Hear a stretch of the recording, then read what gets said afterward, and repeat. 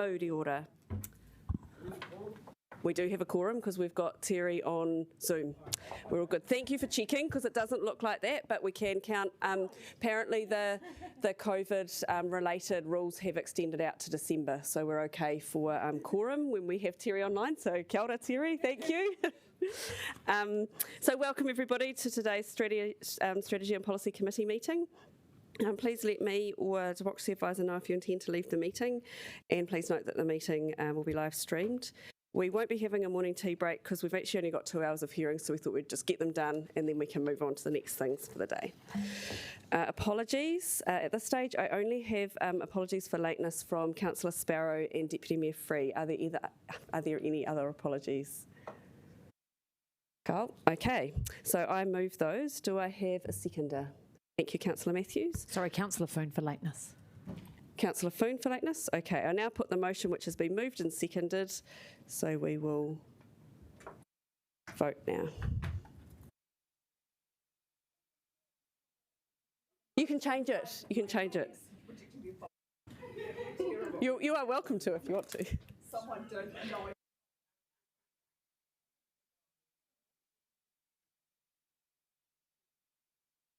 Cool, thank you. So that is carried. Are there any conflict of interest declarations? Cool.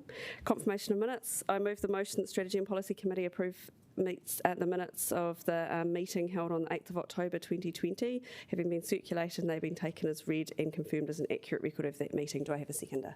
Thank you, Councillor Rush. We will now move to the vote for that one.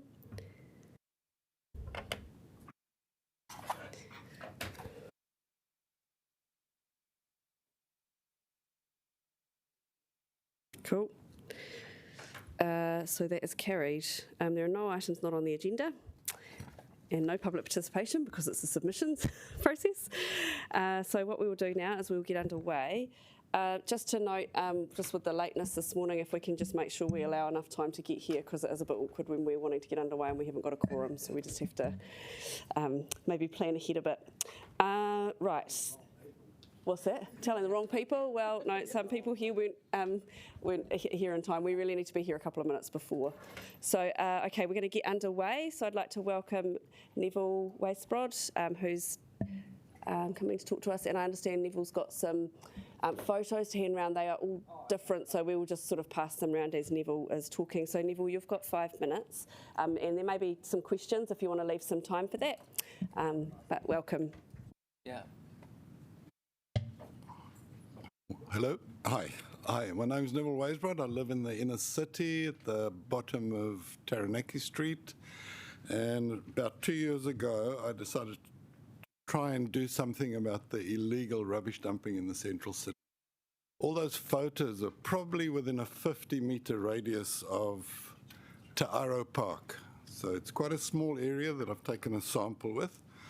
And I've just listed the presentation as just dump it, someone will collect it. Because at the moment, anybody who dumps anything in the city illegally will just be collected. There'll be no consequences. And my main presentation is about consequences and enforcement. Because at the moment, nothing much has been done. And there's just some photos and they copies of the photos that are being handed around.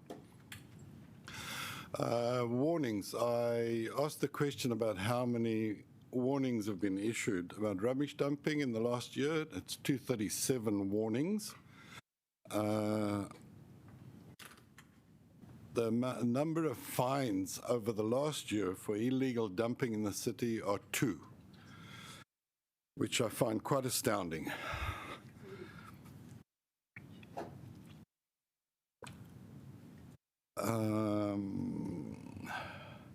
The 3 warnings, I just wonder why when I park my car, I don't get 3 warnings for illegally parking my car.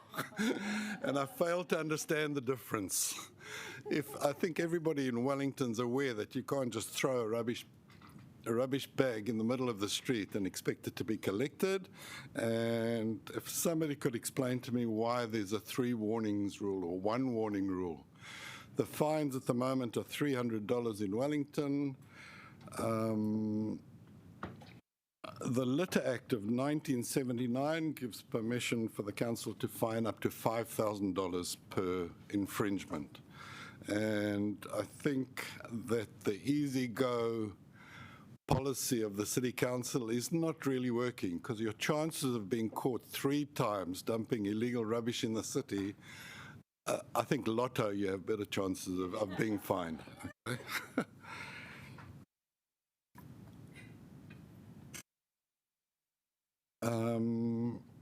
Sorry, I can't read it from here. I'm just trying to talk about who's responsible. I've written to the chief executive, the mayor, the street team collector, and met with 2 councillors. And there seems to be unclear who's responsible for issuing the fines. First, I was told that the street collection team check the labels in the rubbish bags to see if they can find an illegal thing. When I spoke to them, they said, no, it's none of our business, it's the council's business. Just on the byway with minimum wage, those guys are on a minimum wage, and I understand the council has a policy of not putting people on minimum wage. That's just by the way, including contractors, I think. Those people are still on minimum wage according to them.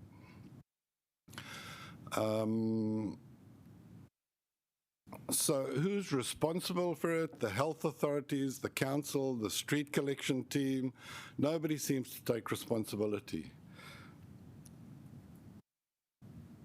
The Luke's Lane, I live near Luke's Lane. I don't know if anybody knows where Luke's Lane is.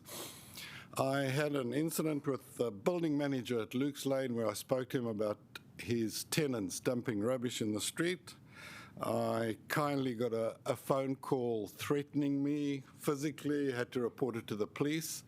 And since then, he's told his tenants to dump the rubbish in Haley's Lane, which is across the road. Because most of the tenants know that if I see them catching, I'll point it out to them. And they said, well, the building manager said to drop it across the road now. So hence, at the moment,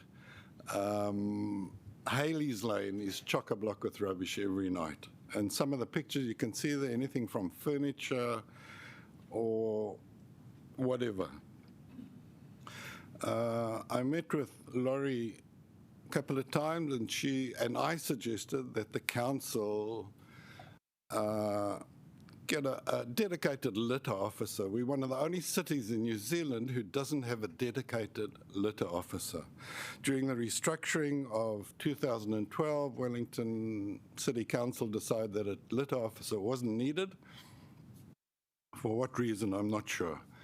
But being the only, some of the cities have 4 or 5 dedicated litter officers, their fines naturally are much higher, and their cities, as a result, are much cleaner. If you go to Palmerston North, New Plymouth, you can see that classic example of you won't find rubbish littering in the central city in the middle of the day.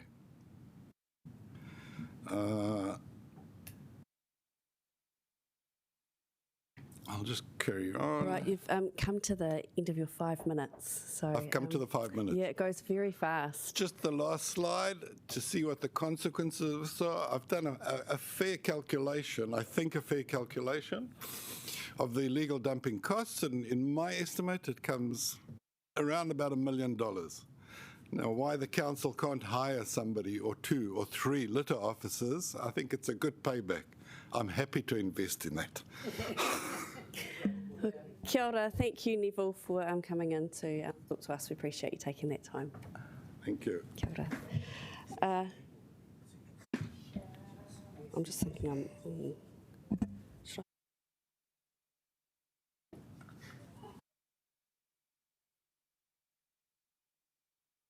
Brad, are you waiting for the other 2 to come, or you're? I think we might press ahead. You want to press ahead? Okay. Well, welcome. Come forward. I only say that because I haven't heard from them this morning. Okay. Okay. Cool. Well, you know how it works, so I'll let you get underway. Brilliant. Thank you for coming in. It's all right. Kia ora and good morning, everyone. Thanks for having us back presenting this morning on behalf of our chair and Tim Rutherford who led our submission on this. I've also worked on it, so I'm well versed enough. I guess from our point of view, this bylaw is a step in the right direction, but it's certainly only part of what we've seen and need to see moving forward. What we were quite excited about to see is that although the bylaw itself is, a legal instrument, if you will, the wider background documentation highlighted that education remains a really key part of waste in the city and making sure that we are able to address some of those issues. Youth Council broadly agrees with the path and direction of the bylaw and both what it seeks to do and sort of the ways that it seeks to do it. Although we do note that more work does need to occur in our minds around education and working on how we incentivise people away from just taking on greater and greater levels of waste. In particular, one of the areas that we're quite interested in is around events, and thinking that's quite an important area for our city. We do love a good event, but we also often forget just how much of a cost and a terrible mess that they leave behind, particularly at the likes of the stadium and similar, and so are keen to see a bit more work done on those areas. One area, though, that I do want to profile is the multi-unit dwelling area. Now, this is of particular interest to young people, often being renters, particularly students as well, who might come into the city. Now, there's a few issues there, and I will walk through them in brief regard. The first one is noting that the way that the bylaw addresses multi-unit dwellings is certainly something that we broadly support. However, we note that it is silent on existing multi-unit dwellings. Now, we understand the background of why that is. However, sort of just writing off some large parts of the city that are already developed and sort of saying, well, throwing up your hands and doing not a lot is not necessarily going to get us too much further along the path in terms of whether or not we can actually shift the dial. I say that particularly around young people, renters and students who might be in existing multi-unit dwellings who won't be covered by the bylaw. They have no real ability to shift how the wider body corporate or similar might change the waste settings. Now, noting of course how we've seen the changes come through, I just guess highlighting from Youth Council's point of view that we're keen to see more engagement where we might be able to. Around the likes of students as well, we know that there are a number of areas in the city that have sort of blacklisted areas or similar where they can't recycle, often for good reason. However, by locking those in and sort of never changing them over time, and I know students and young people who this often occurs to, there is a challenge there just in terms of how we actually sort of shift away from blacklisting in perpetuity to challenging and changing the way that people understand waste and similar changing. I guess the last point to make is that this is an area that isn't going to go away, and we note as well that recycling is one part of the solution, but certainly not the only part. We also have to ensure that people actually create less waste, not only create more recyclable waste, because we don't actually have the opportunity to get rid of recyclables like we often consider we do, and certainly have been able to in previous times. So Youth Council very supportive of the direction of the bylaw and excited to see additional work outside of the legal instrument as we move forward. Kia ora, thank you. We do have some pārtai, so that's good. Unfortunately, the other clock's not working. So that's right. Oh, that one is. Okay, I wasn't quite sure. I knew it wasn't that far. Help you, but you've done well. Thank you. So first pārtai from Councillor Fitzsimons. Thanks, Brad. Can you just unpack your position on multi-unit dwellings a bit?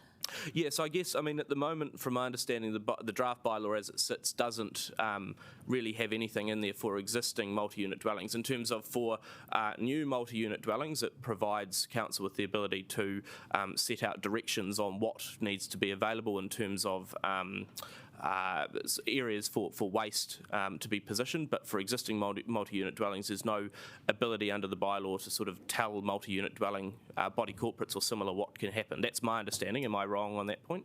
Or No, I'm just trying to understand what you think we could be doing. Like, so what is it that you want? Yeah, sure. Sorry, I just wanted to make sure I was right on that point before I bumbled off like an idiot. I guess our position there is that I'm not necessarily sure what we want to happen, but something in the sense that we can't just sort of leave it be. And again, noting that particularly for those people that are for young people that are likely to be in existing multi-unit dwellings, they're not likely to be the people that can affect change as much themselves, particularly around the likes of both apartment blocks, but just as importantly, townhouses. townhouses, as renters, you don't get a say on how your body corporate or how the landlord actually dictates that. And so I guess just highlighting that although I understand the rationale for keeping existing multi-unit dwellings out of the scheme, and sort of if you were grandfathering previous options, that's good if you got recycling services or if you had the option, but there are a number of multi-unit dwellings that don't have quite so much of a comfortable relationship with waste. And so I think at the moment the bylaw is completely silent on how to help those. Now, I don't have any good options for you on that. I wish I did. But I think as well Youth Council's position is that we can't just ignore them completely because they are a problem and will remain a problem for people and for the wider city. Kia ora, thank you. Councillor Pennant. Kia ora, Brad. Thanks very much for coming in. So, look, I'm pleased to hear that there's some acceptance of responsibility around the blacklisted areas because it just sort of comes across as being a bit. What would be your suggested approach to deal with that issue? Because I do believe that students can read, generally, and we do have instructions. So what do you think is the approach that works? Well, I think in part, you're right, we can read if you put something in front of us. And I say that a little bit, so I used to live on Central Terrace, if you'll allow me to doff my personal hat for a second. We were completely blacklisted, had no idea. Never got recycling bags, never got anything in the mail, never got a thing. Now, from what I understand, and it may well have changed, but talking to a lot of people, they don't hear any communication when they come into the city. A new renter, and I'm sure that Councillor Paul might be able to provide additional insights there, but my understanding is that a lot of people that come into the city have no idea, and so yes, we can read, but only if we get something put in front of us. So perhaps a yearly letter drop as the recycling bags are going out, because, no one really knows when they go out if they're not already a Wellingtonian. But also, the potential to have it at the likes of O Week or similar sort of start of your journey in Wellington areas is going to be important to get people over the line. And also, I guess, the ability for council to do specific drops. So again, if we know that there's 5 streets that are perpetually blacklisted, it may well be worth going around to those and sort of doing a specific letter drop. I say that because in my experience, when we had that, we were blacklisted and I inquired, I was given a bunch of recycling bags with our address on it so it could be identified. That was fine with me because we recycled properly, but until I made the very active move to go down to the service centre, it wasn't something that was even available. Okay, so I do understand we do some education. I'm looking at Emily over there. Just the other question, I think you raise a really good point around the multi-units and the amount of power that students or young people have, because we know it's even difficult when you own a place. So is there some sort of way that we could get a student group together or a young person's group together or be part of the body corporate group to raise those issues? Because I think there's something important there. Certainly. And I think, one of the other points we made in our submission is that, I think that'd be a great step. The other thing is considering the difference in multi-unit dwellings. An apartment's very different from a townhouse set. And often apartments do, not always, but do generally have a bit more of a sort of a waste room or similar. For a lot of multi-unit dwelling townhouses, for example, often the body corporate says, we'll just use council services, and at the same time the council says, well, you can't. I think getting a group together, not only of young people, but like you say, actually getting the body corporates in the room and saying, look, how can we help each other? Because at the end of the day, it is something you want to build for everyone.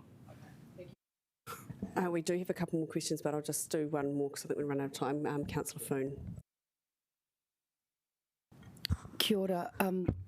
Brad, thank you. And Councillor Pennant did actually ask my question, but actually I want to go into events. I guess one of the challenges the events have got to be waste-free is that it does cost them a bit to put that in as a service.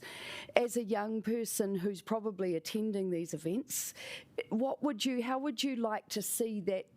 Would you be prepared to pay a little bit more to go into an event to make sure that it had better waste minimisation services in there? Yeah, I guess 2 points on that. The first one is that, if it's an event you want to go to, you'll pay the ticket price. Now, unless you're going to put a specific, the ticket's $80 and there's an extra $5 charge for waste, I think, incorporating it in, that's part of running a business. And I guess that the counterpoint is that, yes, it might cost those events. If it doesn't cost the events, who does it cost? The general ratepayer? It sort of needs to be captured there. The other point, I think, is that young people are quite excited by the potential for moving away from it. We go to events and we see see what's left over, and sure, we may well be the culprits sometimes, but at the same time, people are becoming more aware, but also keener to see some of the options that we can choose from shifted. So instead of, just plastic cups or styrofoam cups, changing to, there's a Wellington business, I believe, that does sort of more environmentally biodegradable paper-based cups. So there's options there that we can start to shift towards that probably won't cost, the earth, but allows us to get further towards that mission. Kia ora, Brad. They are costing, as in the non-environmentally friendly options are costing. Sure, yeah. poor turn of phrase in a sense. Ngā mihi mai o hake a koe, Brad. Thanks for coming in and representing Youth Council today. Appreciate that. Nau mai, Jonathan Swan. Welcome, Jonathan. Thank you for coming in today. So you've got 5 minutes, and unfortunately our time is not working. So at 4 minutes, I'll give you I might just hold my hand up so you can see that 4 minutes is coming up. Great. Thank you. Thank you. Got some paper to pass around. There's the clicker. All right, so you can get underway. Thank you. All right, kia ora. My name's Jonathan Swan. I'm a former FMCG marketing professional, fast-moving consumer goods, born and bred Wellingtonian and greenie. So just a bit of a background of why I'm here today. So back in July, I was doing my recycling, 1 week glass, 1 week cardboard and paper. And I came up on the council website that there's going to be a lot of changes to waste, and instead of shipping it to Malaysia and previously before that China, we were now going to be dumping it in our landfill. And so I emailed Laurie Futon over here, and she gave me an amazing reply. She said, yes, I understand the situation, and it's not very good at all, and we need to work together to create better solutions for this, because it's not going to go away, and simply putting it in the landfill is not a solution. And on top of that, you've got the landfill extension. So here's the current waste cycle. Wish I had the. Do I have the? Oh, I won't get the laser pointer out here. So on the top, you've got the producer, and then the consumer choice, and then you've got the waste. And then underneath all the waste, you've got all the diverse options that the current council looks at to minimise the impact of the waste. Now, you'd notice that the majority of this cycle is on the bottom as opposed to the top. And my discussion here today is going to be just on the top, so on the producers and consumer choice. So ideally to reduce the waste and then prevent him to do all the other options. So what we've got is we have a milk product called milk. It used to come in a glass container like that. When I was growing up in Wellington, we had it come to our door day in, day out. We have it in the HTPT bottles, which according to Fonterra are light, fast and recyclable, but the majority of councils around the country do not recycle this at all, only a select few. I'm pleased to know that as of 6th of October, Fonterra is starting to roll out a plant-based alternative to this, so hopefully that will be theoretically more recyclable. And then we have the Tetra Pak. Now, the Tetra Pak is not recyclable at all. Now, out of those three options, the glass, if it's reused, is infinitely recyclable. The HTPT, 7 times recyclable, and the Tetra Pak, 0 times recyclable. So this got me thinking, and I talked to a few friends in the packaging industry, and the Australian cousins have done a lot of work on this, particularly spearheaded by Progressives, which is Countdown and Woolworths. And what they've done is they've created a system where they talk to brand owners and companies about their packaging and help them work through the various stages of the packaging and what the different substrates are within the packaging to minimise the negative effects further down the chain. So little things like the types of ink that you use on the packaging have a great effect further down the chain if they look great, but maybe they can't be recyclable. Yep, no worries. And on the second part of that, they have the recycling label. So this is a consumer education. So the idea is that it's printed on the packaging, similar to the nutritional information on the packaging. So a consumer is educated about what something is recyclable and what something is not, and where it should be recycled.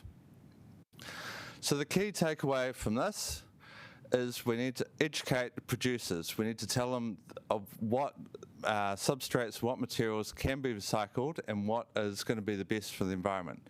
We need to educate the customers. They need to demand that and are encouraged to buy environmentally responsible packaging and products, because at the end of the day, they're buying the milk, they're not buying the packaging.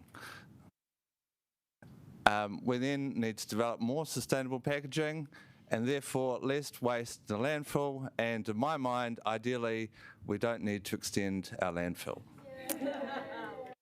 Thank you. Thank you so much, Jonathan, for coming in, and that was a very interesting presentation you did there. Thank you. Nice. No time for questions. We've got if some people coming soon, some of them via Zoom, but they're actually at a waste summit today, so they're very tight on time. So we're trying to stick very closely to the schedule. I'd like to welcome Rona Carson, Rona, to come and join us. And so Rona's here speaking to us on behalf of the Newtown Residents Association. And actually I should say that her submission is on page 22 if people are wanting to look at that. So Rona, you know how it works. There could be some questions. People seem to be keen to ask questions today. So if you'd want to leave a little bit of time in that 10 minutes, that'd be great. And the timer's not working, sorry. So I'll give you a wave. What time would you like me to give you a wave? At 9 minutes or? Yeah. Cool. Yeah, probably. I think you'll be right. Thank you. Yeah, thanks. Firstly, we are interested in the purpose of this bylaw. There's many important provisions that focus on health and safety, and we fully agree with all of these. However, we hope that the City Council has a fundamental goal to reduce waste and to stop filling up the landfill. I'd like to join other submitters in recommending that this aspiration should be reflected in the language that is used. There are several places where there is a requirement for plans, and we would like to see these called zero waste plans or waste minimisation plans, not waste management plans. We would also like to see Council being more ambitious about controls on the separation and repurposing of organic waste. This is a menace in the landfill because of methane production, but it is also an unused resource, a wasted resource. However, ordinary households who don't have a garden for composting are going to need assistance with education about how else to deal with organic waste or access to facilities that the council might initiate. Coming to multi-unit dwellings, the bylaw does actually have a requirement for existing multi-unit dwellings to have waste minimisation plans. In fact, I think that, in contrast to the previous submitter, I think that's an issue with the submission process, because you go to the website, you're channeled straight into the submission form, and there's no actual expectation that you're going to read the bylaw. And it's true that the submission form itself only talks about new developments. It doesn't acknowledge that existing developments also come under the same provisions. We don't have any objection to all multi-unit dwellings having plans for waste management. In fact, we approve of that. We do foresee complications when the units are in private ownership and there's no overall owner or manager to take responsibility. Our difficulty comes with the clause 12.1 that the owner and or manager of a multi-unit development must make adequate provision for the management of all waste, recycling and organic waste generated within the premises. This includes arrangements for the regular collection of waste to the satisfaction of council. This implies that the council contractors aren't going to collect the waste and recycling, a service which is available to other Wellington residents. I know this was discussed at the Strategy and Policy Committee meeting on the 18th of June, and the council has passed an amendment, you passed an amendment, to agree that the existing rubbish and recycling collection service for existing multi-unit dwellings be retained for the period of the bylaw. This isn't reflected in the wording of the bylaw itself, but it is acknowledged in the controls in clause 2.16, which concludes, no council-provided waste, recycling or other diverted material collection service will be available to any new multi-unit development, etc., from 2 years following the commencement of the bylaw. By extrapolation, that implies that the services should be available to existing multi-unit developments. Excuse me. We query why the council is so adamant about not providing the service. I've heard the arguments about the difficulties of collecting rubbish and recycling when it's all piled up on the curb. But there is an expectation that multi-unit developments' waste plans will have a provision for waste to be collected. It seems logical that the council could contract a service to collect this rather than a private contractor.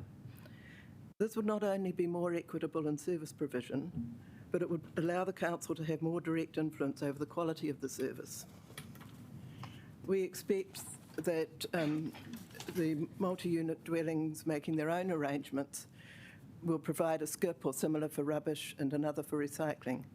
There would probably be a flat charge and no incentive to reduce waste, and probably little quality control over what goes in what bin, which probably results in skips full of contaminated recycling going straight to the landfill. It should be possible to work out a creative solution for units to organise their own waste according to the agreed plans and assemble it where council contractors could access it. Now, talking briefly about events, we've been involved with waste at events for many years because of our long association with Newtown Festival. I personally have the dual role of Residents Association President and Festival Administrator. The organisation Wellington Waste Managers had its beginnings in developing the zero waste aspirations for Newtown Festival, and the festival team still relies on them to provide the services. We strongly support bylaws to enforce appropriate waste minimisation, but we agree with Wellington Waste Managers and other submitters that this proposal doesn't go far enough. In fact, we agree and endorse all the proposals in the Wellington Waste Managers submission. We don't understand why indoor events are specifically excluded from regulation. We recommend that they should be required to follow the same regulations as outdoor events. Waste is waste wherever it's generated. We also recommend that there should be a clear expectation that event waste plans should follow the waste minimisation hierarchy, so that waste is avoided as a first choice. Reusables should be expected instead of single-use products. Disposable products should be compostable wherever possible, with recyclable products only used if there's no compostable version, and that the landfill should be a last resort. We also think that smaller events, up to 1,000 attendees, should also be expected to have plans. If events are held on council land or on council premises, there's generally a requirement to have permission and a health and safety plan. It'd be straightforward to add a waste plan to this. Equally, if an event applies for council events funding, a plan and budget for waste minimisation should be one of the requirements. We want to acknowledge that effective waste minimisation at big events is expensive. We spent over $11,000 on this at the 2020 Newtown Festival. This isn't a complaint, it's one of the necessary costs of putting on an event. And if we had been able to afford more, we could have got an even better result. However, whatever the council can do to lessen the costs would be very welcome. One thing is for the council to be a source of expertise and best practice guidance, so that events don't have to spend time reinventing systems. Help with access to reusable products would be very valuable. At Newtown Festival, we benefit from the stocks of serveware that Newtown Community Centre has built up, and we have plans for improving the access to dishwashing and sterilising, so that the Wash Against Waste program can expand. This is the sort of thing that could be brokered by council so that all events could make use of similar facilities. And finally, a question that I hope isn't necessary. Will council run events follow the expectations of this bylaw? We have noticed that this has been a gap in the past, but ideally in future, council events will set a good example for everyone. Yeah, so that's me, rattled through. Kia ora. Are there any Pātai councillors? Councillor Foon. Kia ora, Rona. Thank you for that. Just a quick question about multi-unit developments, particularly in Newtown, and I guess we've got the planning for growth work coming up. But what do you foresee are the challenges in the systems, the existing systems that we've got as we intensify? Well, I know that in the bylaw there is a requirement for new developments to allow space and dedicated space for waste management. The challenge, which there isn't an easy answer to, is when existing units have totally covered their ground area and there isn't actually any logical space for the whole unit to collect their waste together. In some ways, that's why it seems more practical for the individual units to continue to have their rubbish bags and their recycling bags, and have a special arrangement with council for how and when that can be collected. Yeah. Kia ora. Thank you very much, Rona, for coming in this morning. Look at that, timer went off. Appreciate you taking the time to come and kōrero with us. Thank you. Thank you. Right. All right, we're going to move on to Zoom now, and we have Wade Mataleti joining us. So kia ora, Wade. Is he there? Yep. Kia ora, Wade. So Wade, you have 5 minutes, and it does, as you know, it does go very fast. So I'll give you a bit of an indication when we're getting close to that time. Okay. It's coming to a close, but yeah, I'll let you get on with it. Thank you. All right. I'm sorry I've been a little bit underprepared for this because I am on the road at the moment. My biggest thing was recycling of plastic waste materials and building materials that can be converted into things like carry containers and water tanks. Because if there's a major drought, which there are from time to time, if 1/3 of Wellington households had, for example, 10,000 litres of water storage, which is huge, that would then bring you up to 260 million litres to have at your disposal if it was full, or if there was a drought or major disaster. Also, another thing that plastics could be used for is creating carry containers for water and tunnel houses so people can grow stuff at home, not having to rely on such things as supermarkets. You could use that rather than send it into the landfill where it will create a fire hazard, and I know China's not taking plastic anymore. Yeah, you could use it for just small things like bench seats or planter boxes. New Plymouth District Council has actually been incorporating waste plastics into their asphalt, so maybe it's worthwhile talking to them, seeing how their trials have been going and what information you can get from them. Sending that material to landfill will create fire risk hazards and so on.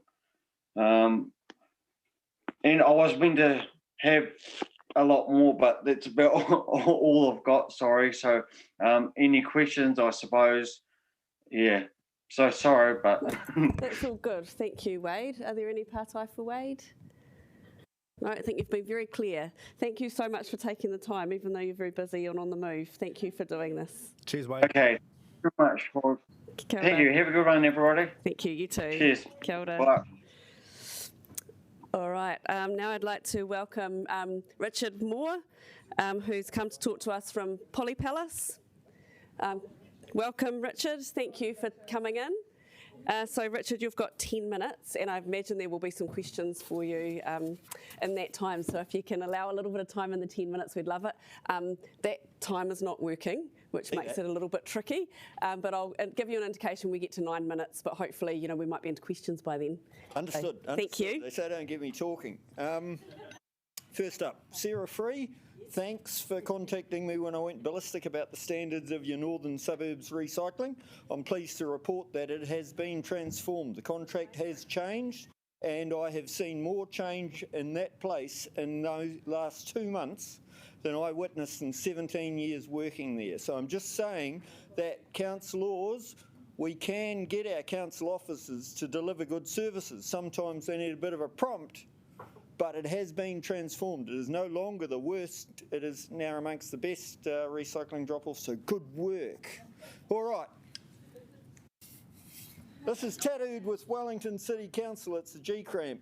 It's metaphoric for the last 20 years since I ran the region's waste exchange, working for all the councils in the region to try and drive waste minimisation, and in 20 years we haven't achieved that much. I'm a bit disappointed. It's been my life's work. Anyway, so I've been building cheap machines, because in recycling you've got to try and do things cheap, and I use a lot of recycled gear. So this G-cramp is a Wellington City Council G-cramp. It's one of my best G-cramps. It speaks to me metaphorically that council has lost its grip. It doesn't know what to throw out and what to keep. And that's basically what we're talking about here. We're talking about reuse, recycling, the circular economy, or chucking everything in your brand new landfill. So, let's get to my topical thing. All right, legislation. This is legislation. All right, legislation's great. A couple of years ago, we completely changed the polystyrene industry, right? We had a nasty, nasty, toxic flame retardant, brominated flame retardant, that is persistent in the aquatic environment, and it was banned. The whole industry had to change its flame retardants, and we continued as normal, and Expol continued its growth in the industry, and rah, rah, rah. Up to that date, the industry's main solution to polystyrene waste was making drainage board with it. Crikey, put a material that leaches into the aquatic environment and make drainage board with it. That's clever. Polly Palace was different. I took consumer packaging that didn't have flame retardant in it, and on a landfill, I turned into drainage board. I then sold the drainage board to Suburbs. Suburbs are a big virgin manufacturer. There's the circular economy right there. We were doing it on a landfill. We were doing 30 cube a week when we were shut down of consumer packaging, 50 cube of building grade polystyrene without the nasty flame retardant, and I was shut down.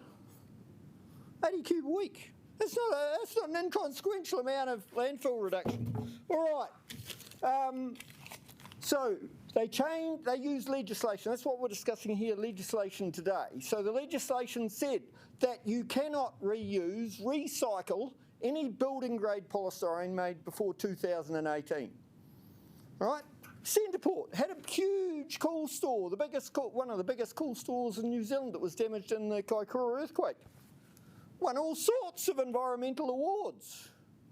But crikey, at the local fish and chip shop, I could turn up and on the little flyer from Chopped Pot Firewood, I could get that polystyrene for free. They were paid $660 a tonne to take that horrible stuff and put it in a Class 1 landfill. And how come I turn up at a... Now, people say I'm a grumpy old guy. Well, I have only a few years left to change the world if I'm going to make any difference. And so I'm trying to crack into it.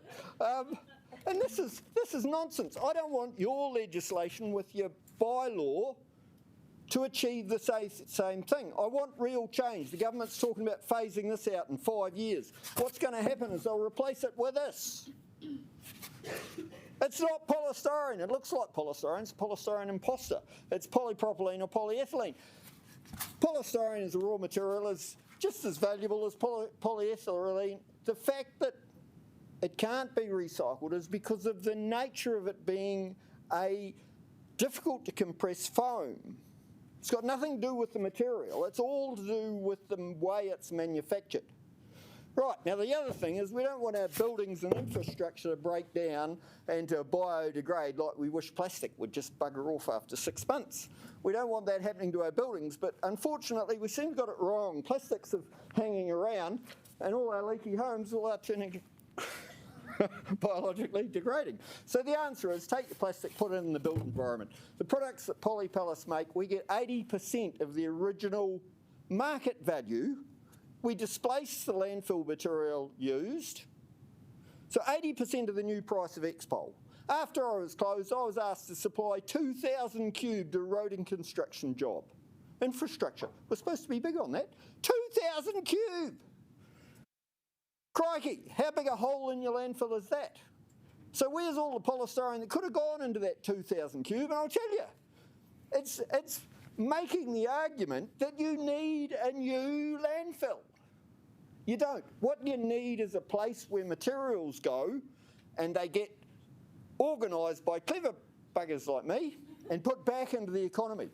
So when I approach your offices and say, I want to take your polystyrene and solve your problem, but I want to store it on the landfill after we've made it, because sooner or later somebody's going to come along and want to use a whole lot in road construction. Now you guys know how expensive infrastructure is. And yet, and we say we can't recycle this stuff. Now I tell you we can. It's even easier than dewatering sewage sludge. So hey, I have some experience. Now any councillor at this meeting, thank you for listening to me. I'm not all about horrible white toxic plastic. I am one of the biggest worm sellers on Trade Me, and I do that because I have an effluent problem thanks to my wayward daughter and her 3 rescue racehorses and her failed horse business.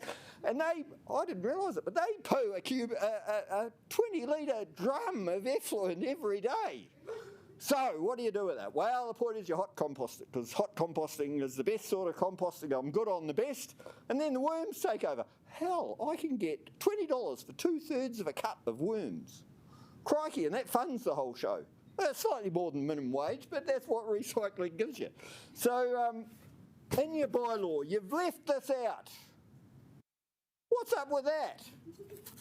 Change the bylaw, ban plastics from landfill. Your landfills can't deal with plastic, you measure by weight. You know, a B train of polystyrene weighs less than a tonne. Silverstream. They put a diversionary charge on polystyrene, but because they didn't have enough room on the board, certain number of lines, made it same as tyres. Minimum fee, half tonne. Crikey.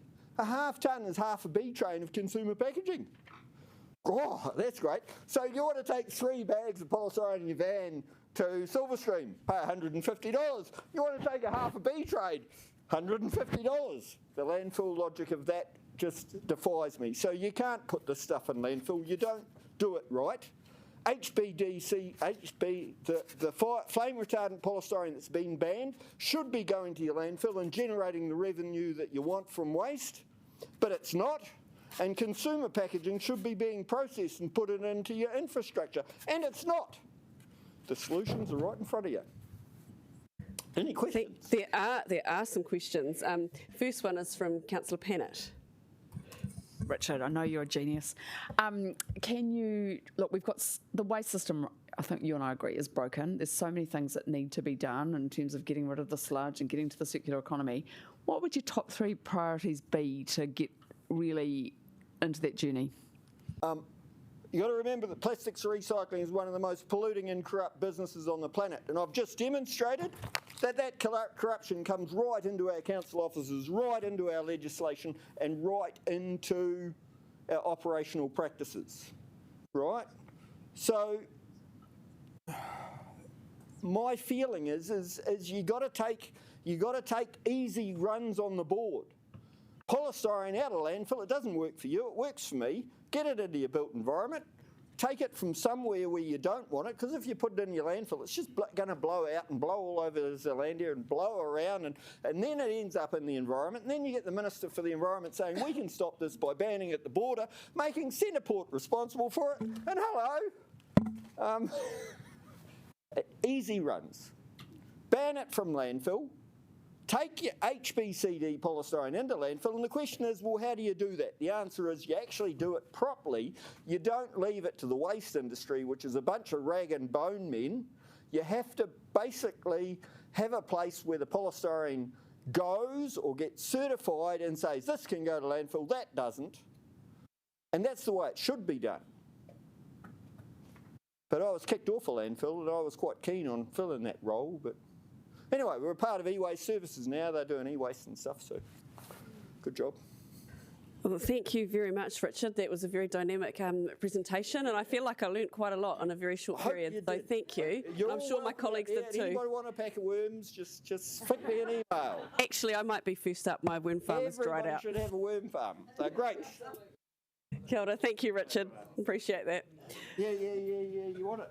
All right. I'd like to welcome Vanessa Rushton forward. So Vanessa's talking to us from Wellington Waste Managers. Thank you, Vanessa, for coming in.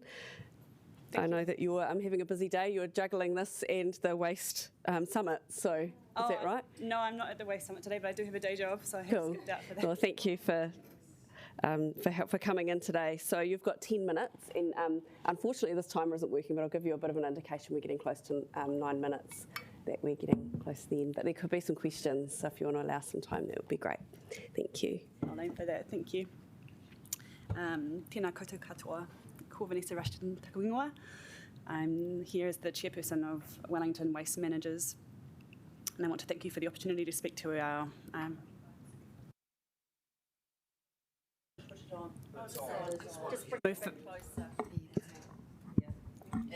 Is that better? Yeah.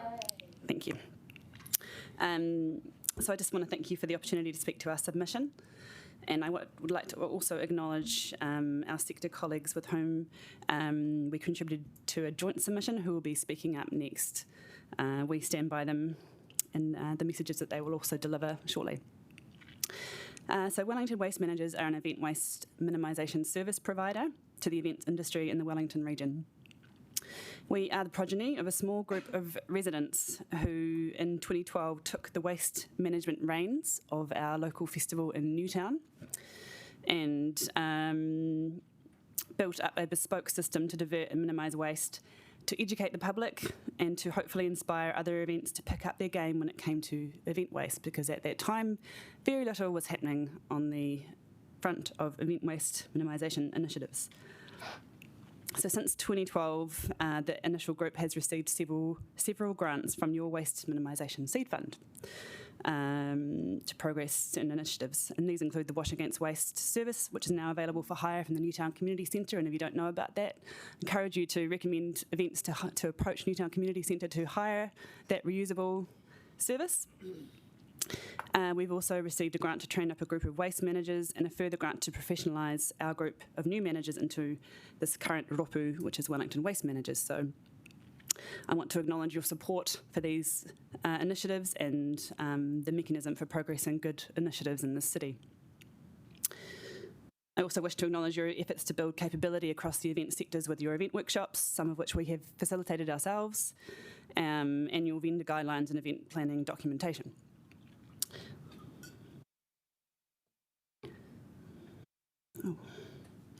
COVID withstanding, Wellington Waste Managers currently works with a wide range of events, including the city's biggest, that is Newtown Festival, Cuba Duper, Highlight Festivals in the Hutt Valley, community events such as Island Bay and Thornton Fairs, and indoor events like Go Green Expo.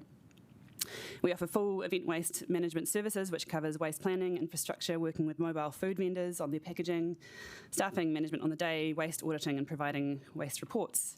And we have a small dedicated team and a wider pool of casual contractors. We work with local service providers and have received glowing reports on the quality of our hand-sorted, recyclable and organic waste streams. And we've been endorsed for our ability to provide clarity to food vendors on acceptable packaging. and the public shower us with appreciation at every event that we work at, thanking us for our service.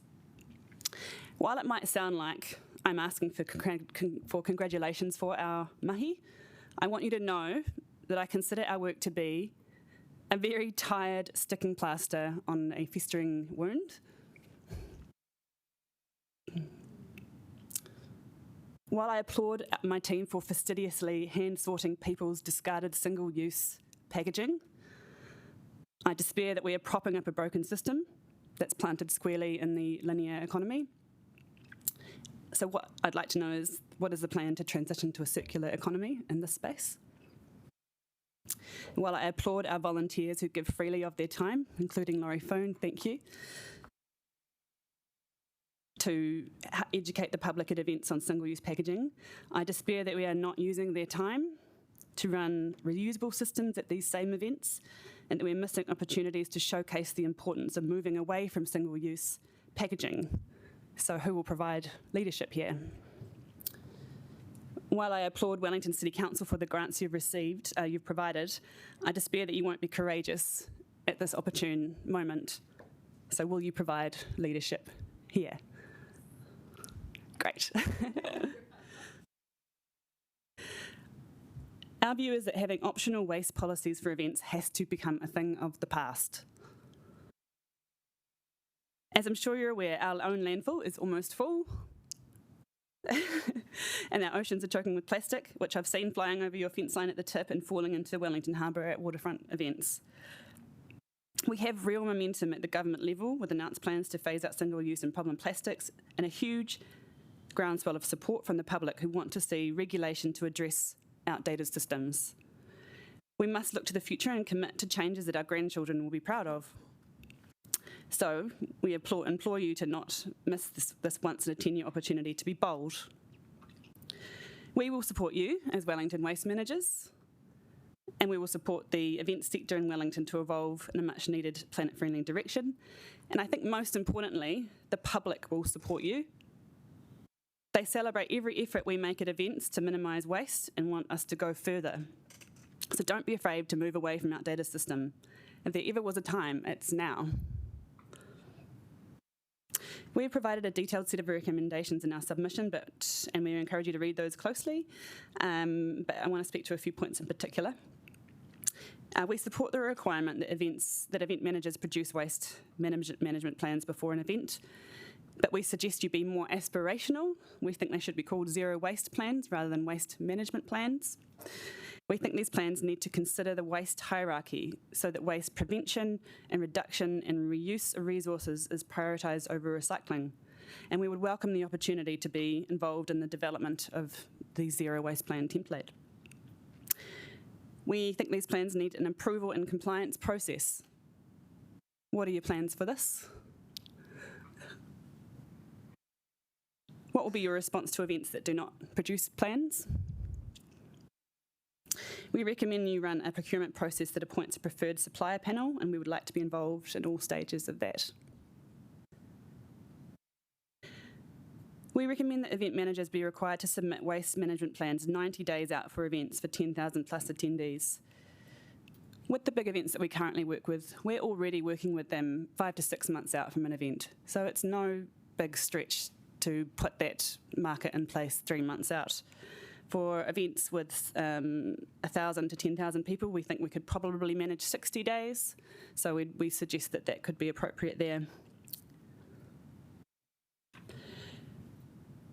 We recommend that Wellington City Council work with those experienced in delivering reuse systems to create best practice guidance on implementing these at events. We also highly recommend that you invest in infrastructure.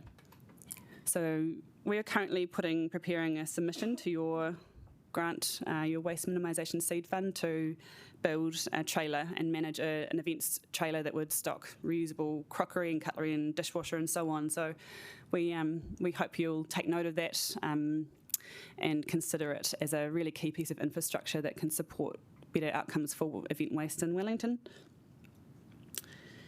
We also don't support the blanket exclusion of indoor events from regulation.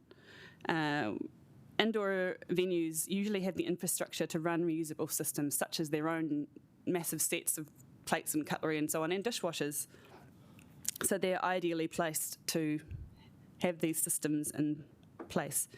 And we understand that you either manage or have direct influence over the management of a lot of these venues in Wellington. So we're curious as to why this is not on the table and why you wouldn't hold yourselves to the same account as external event organisers. So yeah, when we started on this journey back in 2012, there were only a few small pockets of event waste minimisation taking place around Wellington, and since that time we're confident that our efforts have contributed to a momentum shift in event waste practices in Wellington, which we're really proud of. We want to see this shift continue, but it needs a progress leap that we can't achieve alone. We encourage you again to not miss this opportunity to be bold and enable that leap. Thank you. Kia ora, thank you very much. And we do have a few pārtai, but we're probably only going to have time for one from Councillor Rush, and then you might have to organise another opportunity to talk with some councillors. Apologies. Thanks, Vanessa. So yes, I am actually on the board of trustees of the stadium, and I know they take waste minimisation very seriously. I'm interested to understand exactly how bold. Whenever I hear people telling us to be bold, it means do something that is very challenging, should we say. So as a kid growing up, when I went to a rugby match, you could buy a hot dog and a cup of coffee, and that was about it. Now you can buy booze, and that's all that single-use plastic stuff, and you buy some sort of meal with a disposable plate, all that sort of thing. Are you suggesting we should get rid of that sort of beverage and food in the stadium? Not necessarily getting rid of food and beverage. I think that's not what I'm suggesting, but I think we need to be thinking ahead and thinking about solutions that mean we don't have to produce and use single-use packaging.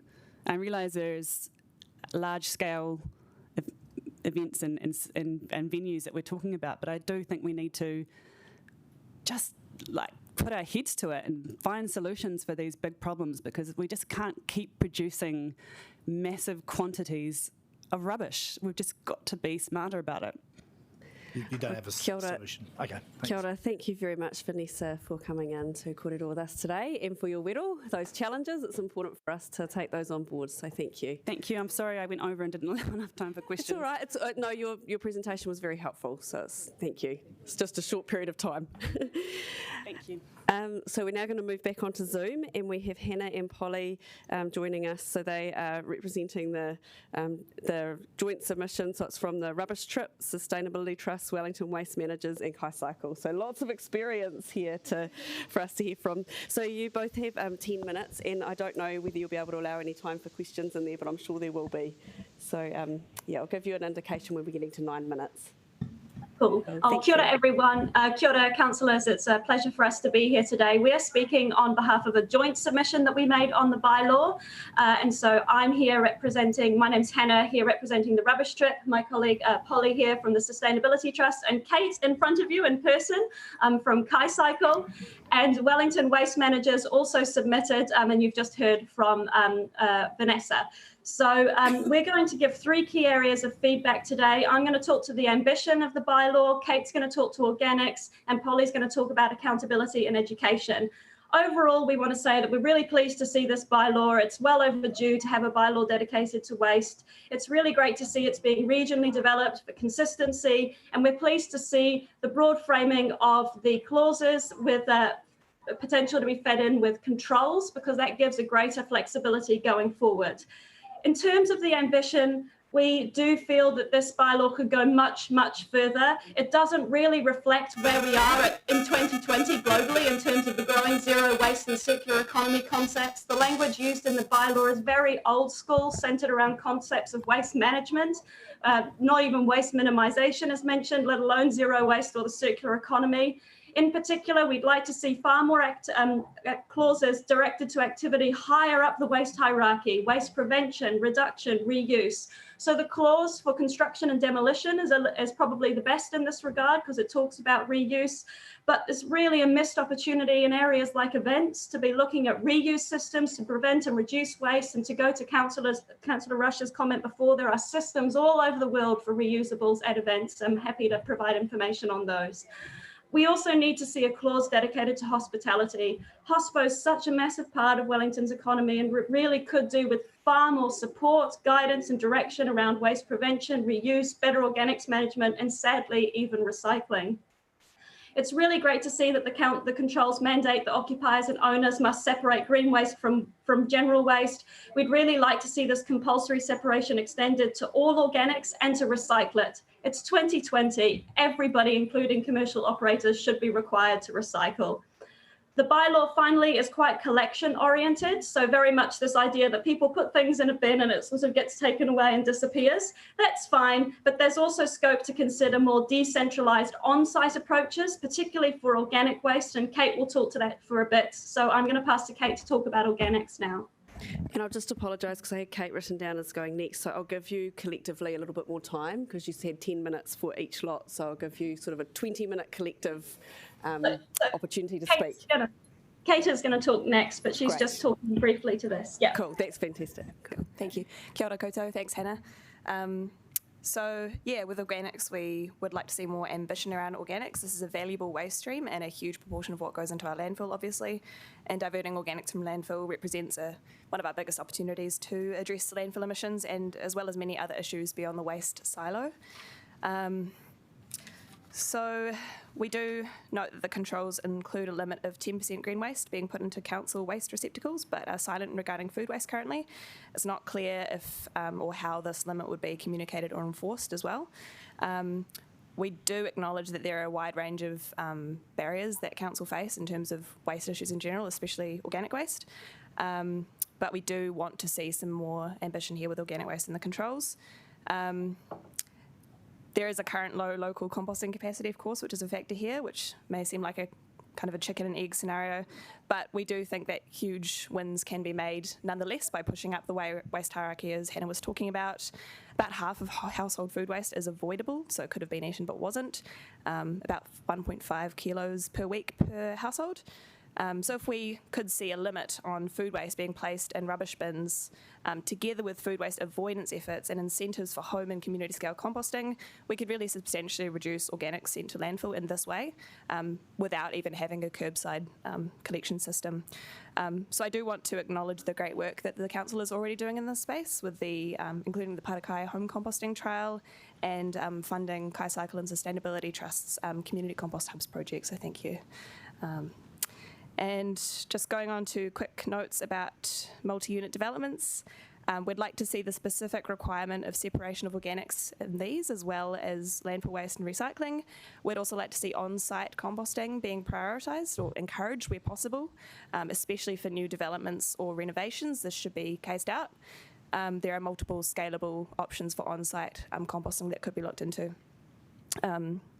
So multi-unit dwellings, especially as our central city population grows and we densify, are really prime for concentrating waste education and reduction efforts at source and reducing GHG emissions from landfill and ETS fees.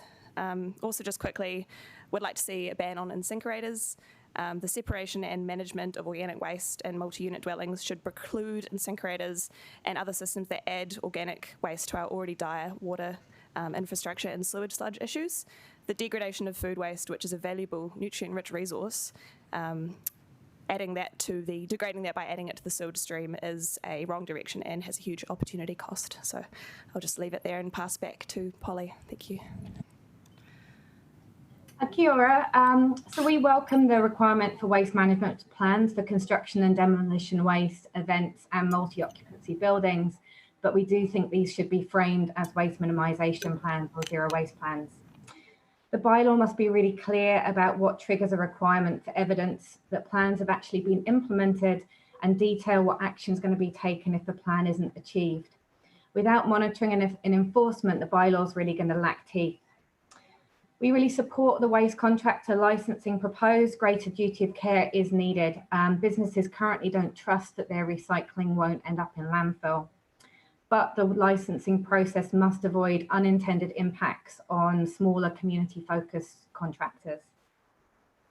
The council is going to have to provide some budget and resources to enable effective implementation of the bylaw, and this will include guidance, education and awareness, and there are opportunities to really work collaboratively with the expertise in the waste community in Wellington to take this forward. So typically over 70% of municipal waste that we see in the assessments that we do can be avoided or recycled. And as Kate said, with half of all food waste being avoidable. The council must use the bylaw to be ambitious with the amount of waste going to landfill still increasing, and of course the associated carbon emissions coming from the landfill. Focus on waste minimisation, including support for reuse systems. Investment now from the council in circular economy is going to create jobs and the resilience of Wellington. So thank you for your time, and we welcome questions. We do have some partai, so the first one's from Mayor Foster. Yeah, look, thank you all of you for coming and talking to us, and also thank you for what you do. A couple of things, just in terms of the government legislation. So Vanessa was talking about that before, and I was really interested in what we need the government to do, particularly at the higher end of the waste stream, to stop things getting into the single-use product of whatever it is. And also, I mean, things like you mentioned Insinkerators. I can't remember who, I think it was you talked about Insinkerators, Kate. Again, does that require government legislation? Say, actually, we're going to ban those sort of things if that's a track that we go down, because I suspect we can probably say we don't want them in new build. I doubt if we can even do that, but, what do we need government to do to help us? And then, so what do we need to be advocating together to government to help us with? Shall I start? So we're actually, Hannah and I are at the Waste Men's Conference at the moment, and we're hearing from MSB about all the plans that they have. There is going to be a process over the next 12 months to create a new national waste strategy, and we all need to be kind of contributing to the consultation process for that, to make sure that our kind of ambitions are woven into that process as well. Hannah will speak to plastics, I think. Yeah, I think, the government is already putting in proposals to do what it can to phase out some of those single-use and hard-to-recycle plastics. So really, the expectations around that is that we're going to be moving to reusable, refillable systems. So again, making sure that the bylaw is future-proof, having these clauses around events and not having anything about reuse or thinking about the infrastructure that's needed to realise central government's goals of phasing out this throwaway serviceware is not going to maybe get you where you need to be over the next decade.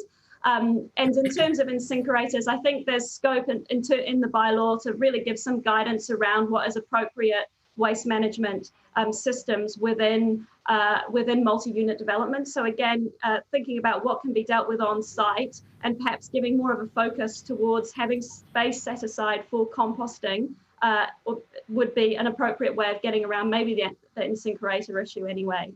Why would you put an incinerator in when you've got an on-site composting system? Thank you. So we've just come to the end of your time for the questions. Kate, you're doing another submission straight after this, aren't you? Yeah, so I'll just thank you both, Hannah and Polly, for taking the time out from the conference to come and talk to us. It does feel quite appropriate to be doing that, I imagine, but we appreciate your leadership and your help with us on this, so thank you. Kia ora. Thank you. Kia ora. So, Kate, welcome. So sorry about that. I didn't realise that you were talking with them as well, but that's great. Good to see that partnership happening in the community. Yeah, sorry, I think I was surprised when I kind of came up and no, that was really good. Yeah. And so Kate is talking to us about Kaicycle now. So thank you. And you've got 10 minutes. Wonderful. Cool. Yeah. So thank you very much. I just wanted to kind of follow on from that with a bit more of a specific focus on the impact on small waste operators, including Kaicycle, which is an organic waste service provider. So just as a quick kind of introduction, I guess, overall we are supportive of the waste bylaw, and we're really glad to see this action. We do want to stress that while it seems the emphasis is on holding bigger operators to account, there are many different ways that this will also affect small operators, which do play an important role, including community-centred initiatives, smaller scale operations create more jobs, are more connected with the customers and communities they serve, and non-profit community-centred initiatives like KaiCycle that put our people and environment first help improve awareness and education, and so are in line with waste reduction goals over time, and do play a crucial role alongside commercial waste operations that should be is recognised and probably should be increasingly so. City Council has recognised this in funding us and Sustainability Trust to create 2 new community composting hubs, which I've mentioned just before, through the Waste Minimisation Seed Fund, which is awesome. And so what we do at KaiCycle is one of the things we do is operate a food waste collection service that currently diverts 40 plus tonnes of organic waste from landfill each year from households, small businesses and offices in the inner suburbs. We have been working really slowly and stably to grow this and are ready to scale to triple this in the next 2 years. That's our goal, with a combination of collection and drop-off services. And we do all our collections by electric bike and trailer. The waste bylaw controls regarding collection times, which put a blanket ban on all waste collections during normal working hours in the central city, and also limit collection times on the main roads, would essentially shut us down. We rent the bikes we use. Being a not-for-profit, it's important that we reduce our kind of expenditure, and so we are limited to doing our collections during the working hours, and we're collecting out there every Wednesday and Friday. Most of the food waste we divert comes from our customers in the CBD, which are mostly apartment dwellers and offices that don't have any other composting options at present. So it would be a real shame to see this control go through and make it very difficult for us to continue what we're doing. In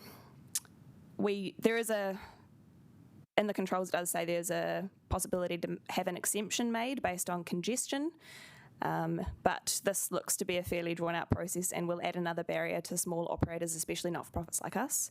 Instead, we'd like to see a specific exemption for operators using vehicles that don't cause congestion, like e-bikes and trailers, electric vehicles, etc., so they can operate during working hours without having to go through that process.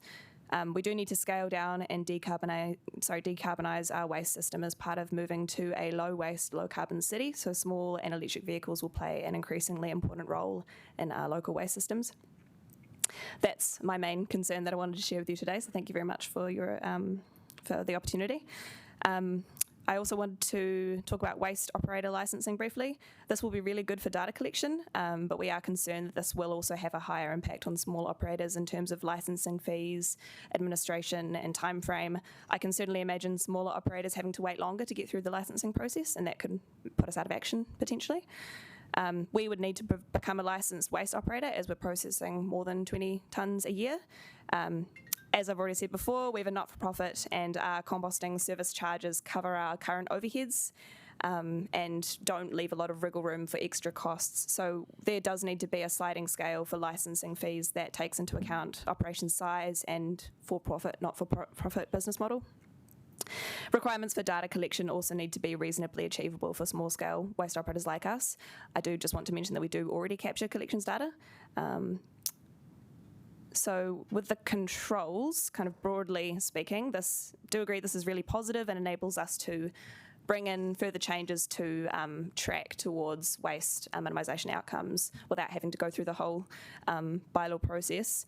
But I am also concerned that this will make it easier for small-scale operations, including community-scale composting, to be disadvantaged if it doesn't have to go through a kind of community engagement consultation process. We do hope that Council will work with small operators like us to ensure that waste policy doesn't squash us out and does uphold our wider goals as a city, including community resilience. I just wanted to offer a quick example of the waste bylaw that nearly went through in Auckland last year in a form that would have made many community-scale composting projects essentially finable as a result of securing feedstock for the 20-year contract with Ecogas to truck curbside-collected organics 3 hours out of the city south to the planned industrial anaerobic digester in Reparoa. The carbon price tag and wider opportunity cost of this strategy is enormous, and we can do a lot better than this in Wellington. I'm confident that we will.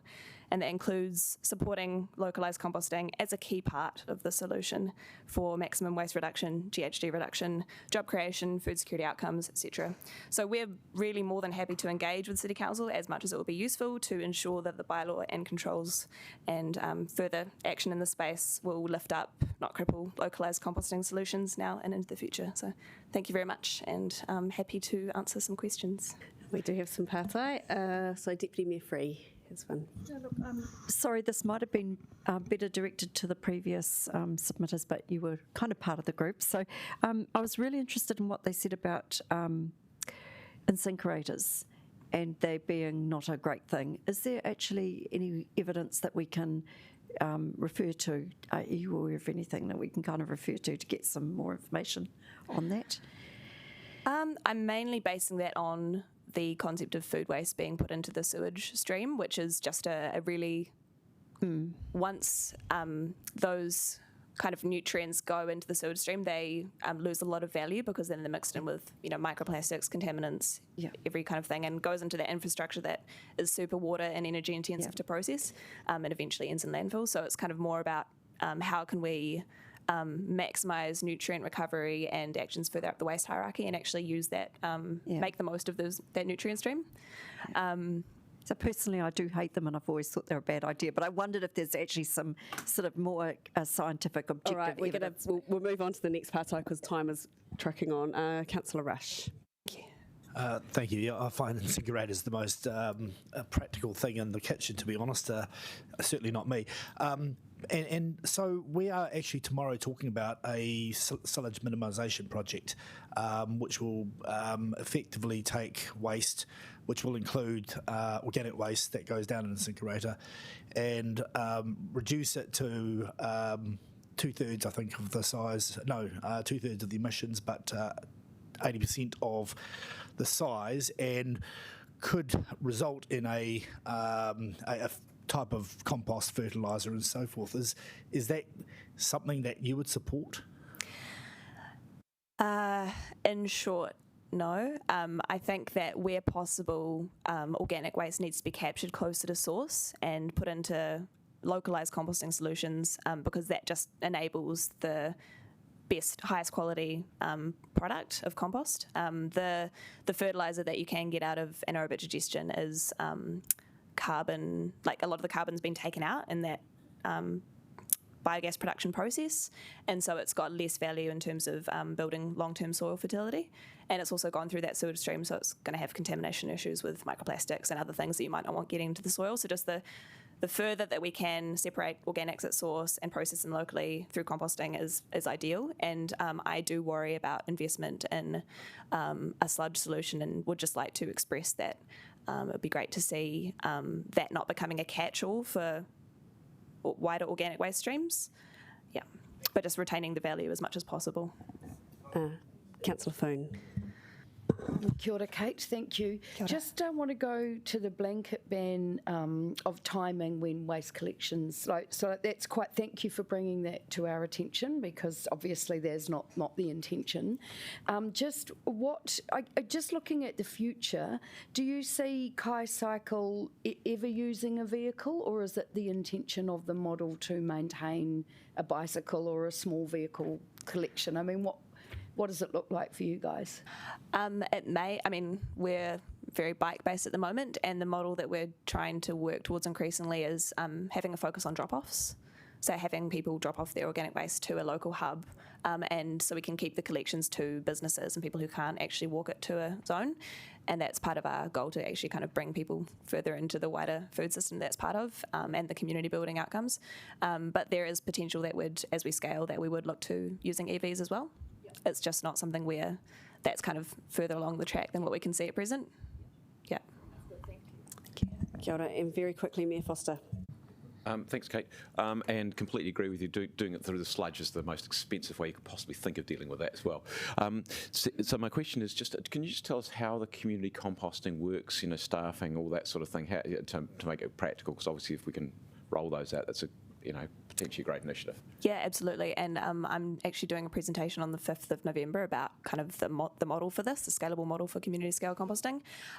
It involves paying for all the core functions. So we currently pay all our collectors, our compost managers, and for the admin, so that we really think that paying a living wage for those jobs that keep these systems going is really important for them to be sustainable and to have best quality compost and best possible outcomes. And we are working on kind of back-end software and tools that will enable kind of the coordination of multiple smaller hubs in a network that actually operates effectively, collecting data and compost management.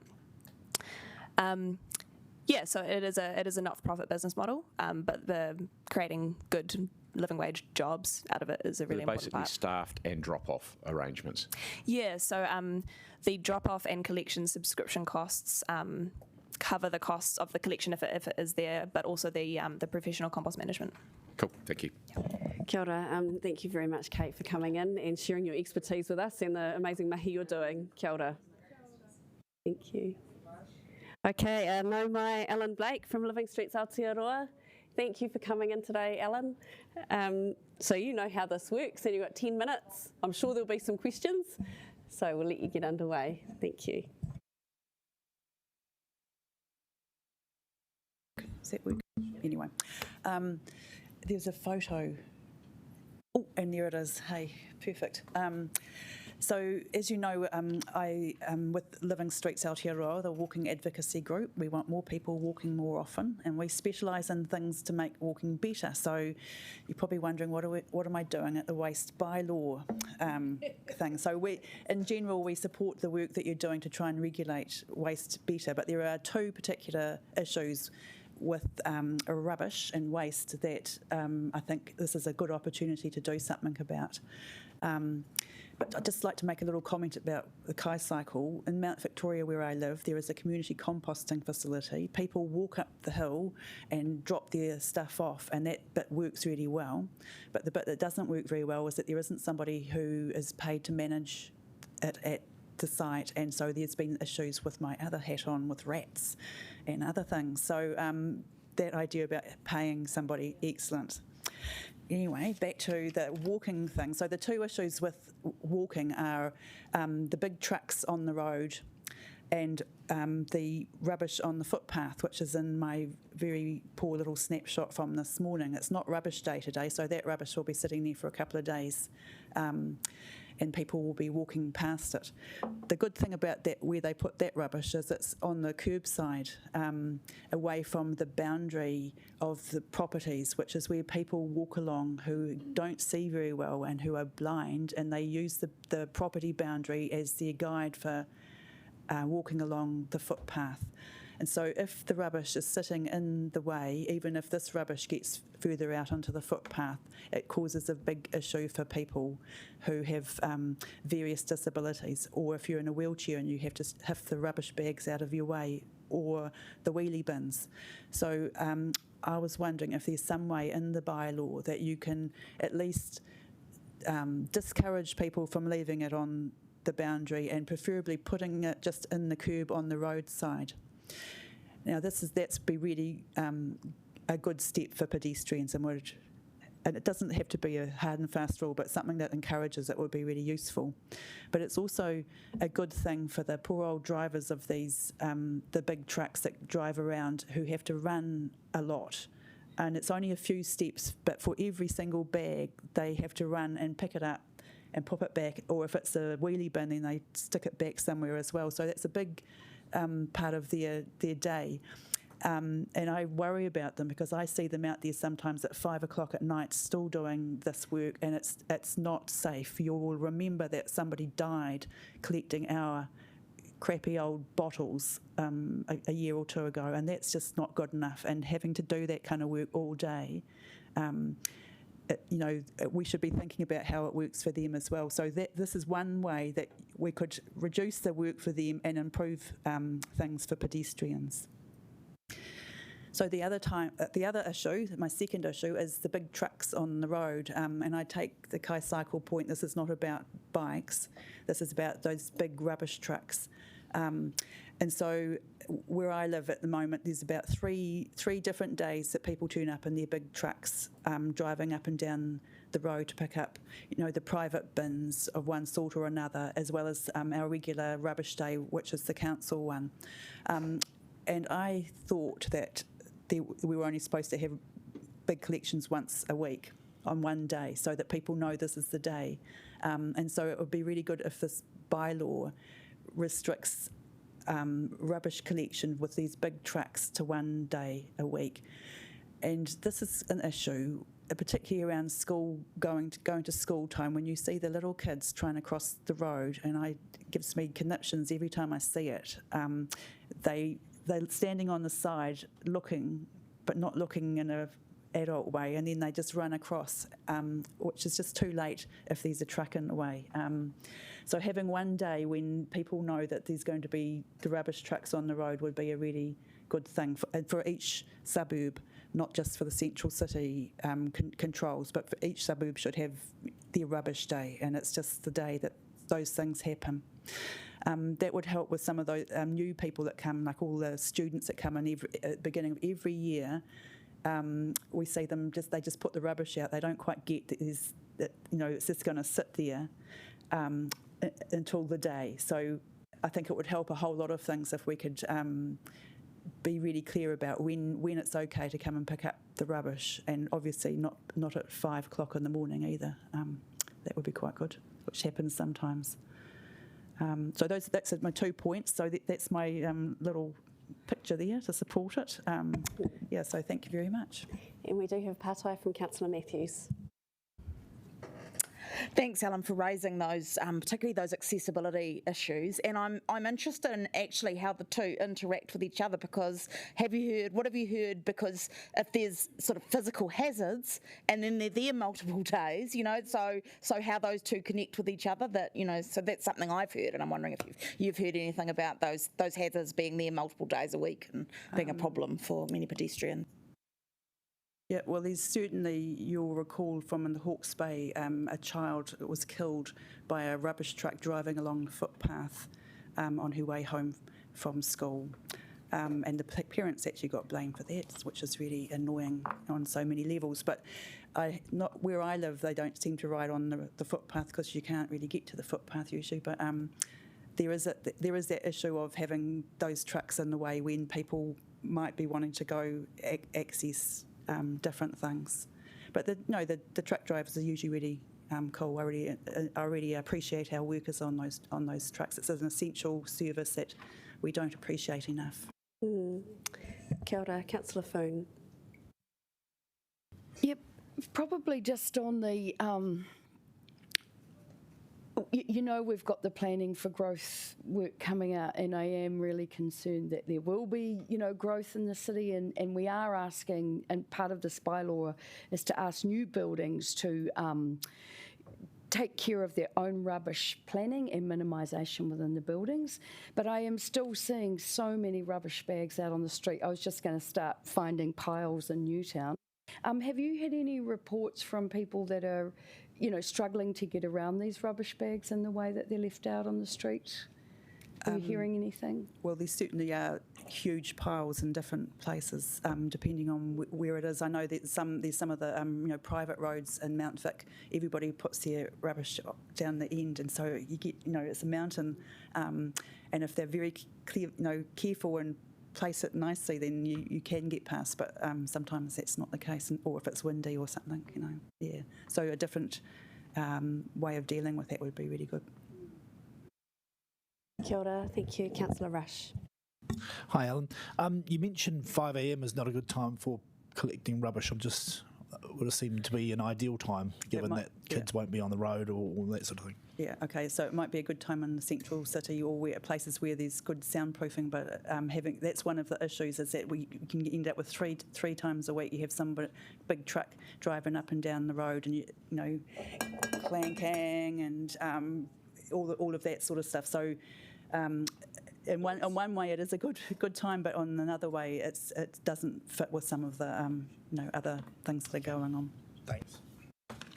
Kia ora. Thank you, Ellen, so much for coming in and sharing your expertise with us in this area and for answering our pātai. We really appreciate that. Thank you. Well, now I'd like to welcome from our Wellington City Council Environmental Reference Group. We've got Stephen, Lynn and Sally here, I think. Have we got... Sally wants to just... Sally's going to watch from there. Thank you for coming in though, Sally, we appreciate that. And so you know how it works, got 10 minutes and I imagine there will be some questions. So if you want to leave a little bit of time, that would be great. Kia ora. Thanks for the opportunity to present to you today. My name's Stephen Armand. I'm on the Environmental Reference Group as the Waste Portfolio Leader, joined by Lynn, who's the Leader of Resilience and Heritage. And Sally is our new Water Co-Lead as of our last meeting. So we won't go into our submission in detail. Overall, we are supportive of the vast majority of it. We'll just pull out a few points. So we think since the project started in 2017 that their attitude, public's attitude to waste has changed significantly and people want a lot of change. So we'd encourage the new package to go out in one as like a restart in 12 months, ideally. Some things were delayed by 2 years, like licensing of waste contractors.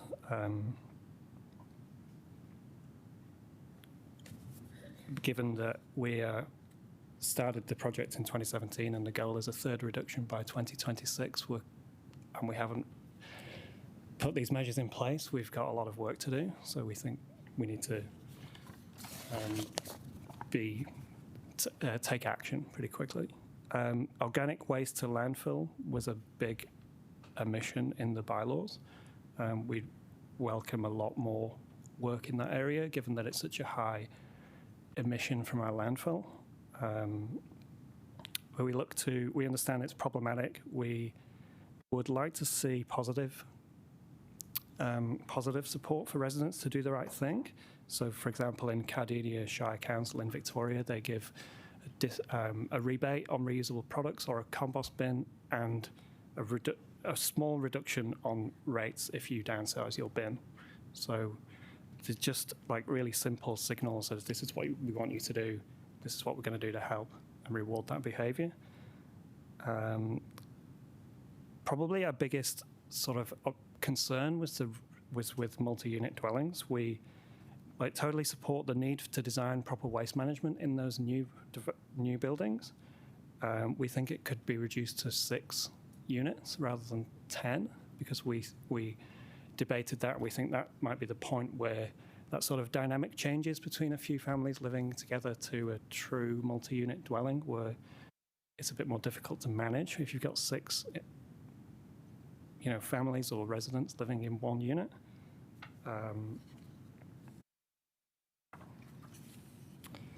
In terms of new dwellings, we don't support Wellington City Council not providing collection services to those buildings. It's not so much that the sort of third-party contractors and the system wouldn't be appropriate, it's that you lose control to achieve your waste minimisation goals. And given the new, that this is going to be a huge area of development, we're going to get lots more of these buildings and we need to achieve these waste minimisation goals. It seems counterproductive to remove your control and ability to achieve that. And we looked at we did suggest some alternative methods. So we have seen some innovative systems used abroad. So in Europe, they use like card-operated bins to simplify the process. And we think that could be a opportunity in some sites in Wellington. I understand it is a really difficult issue. Just on the way here, I walked past a bunch of recycling bins and had a look. Most of them had things that shouldn't, recycling bags on the street, most of them had things that shouldn't be in there, including garden waste, construction waste, a wig, like just random stuff. So I understand the issue, but to me that says that there's an opportunity, like people aren't using the system properly. There's an opportunity to change the system.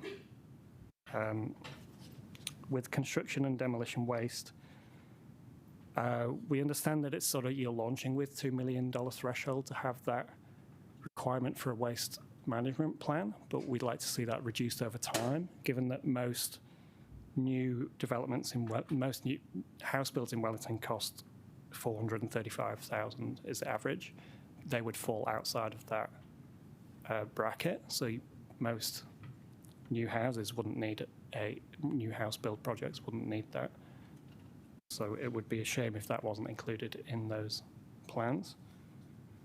And we encourage to reach out to the construction industry with the council and the regional councils, because we really think they would want to, they want to do the right thing and they want to tell a great story, like Centreport are doing. And we think that's the current system makes it difficult because the C&D landfills are privately owned. So we really encourage engagement with industry on that specifically. And as a final little point, we really encourage Wellington City Council to be a circular economy hero and to incorporate it in your own projects, like the new library.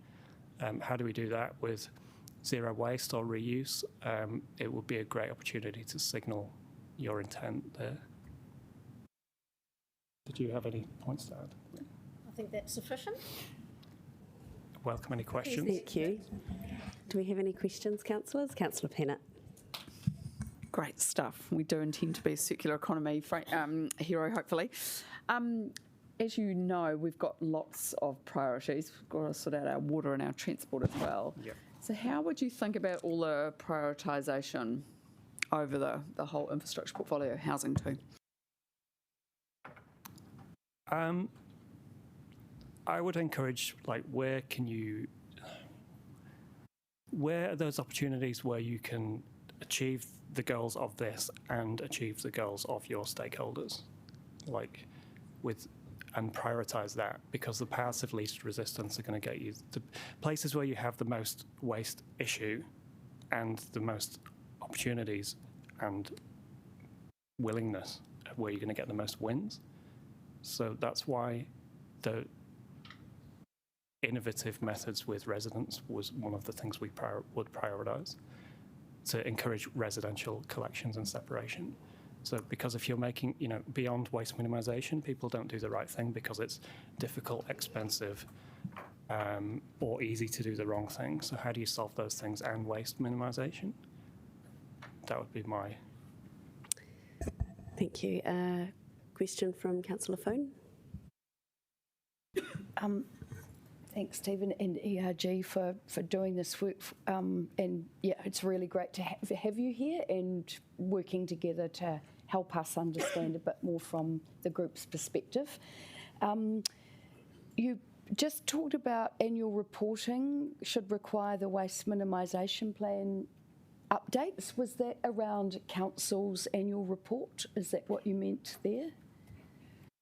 Sorry, that was in your submission, just to keep things a little bit.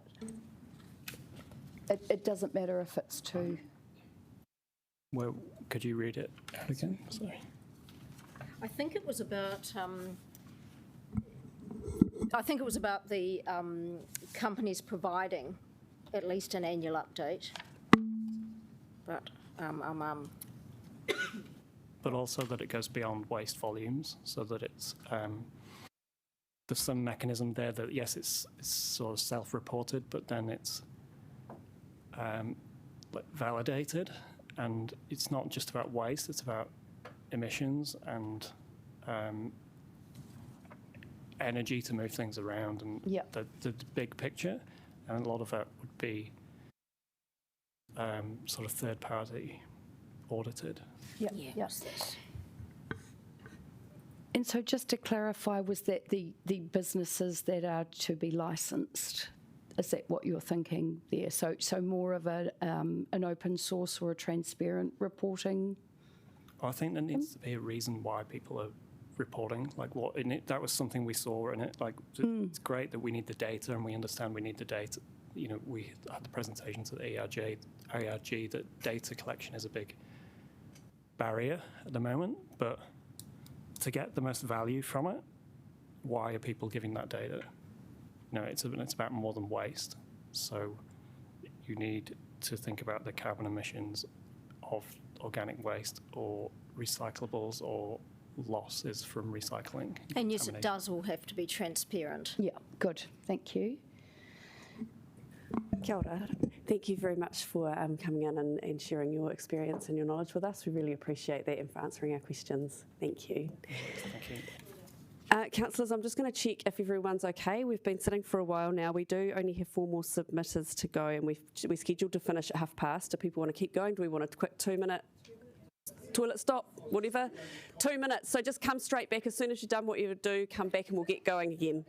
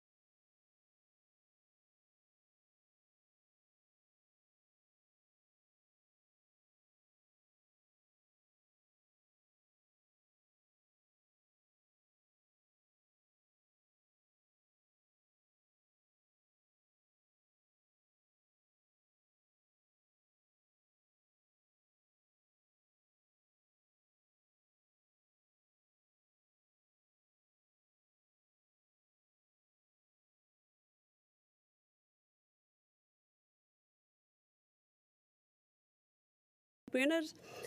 You know, you're very familiar with this and how fast 5 minutes goes. There may be some questions, but yeah, we'll. Yes. Just the other thing to note is the time is not working up there. Thank you. So I'll give you a bit of an indication when we're getting close. Yeah, thank you.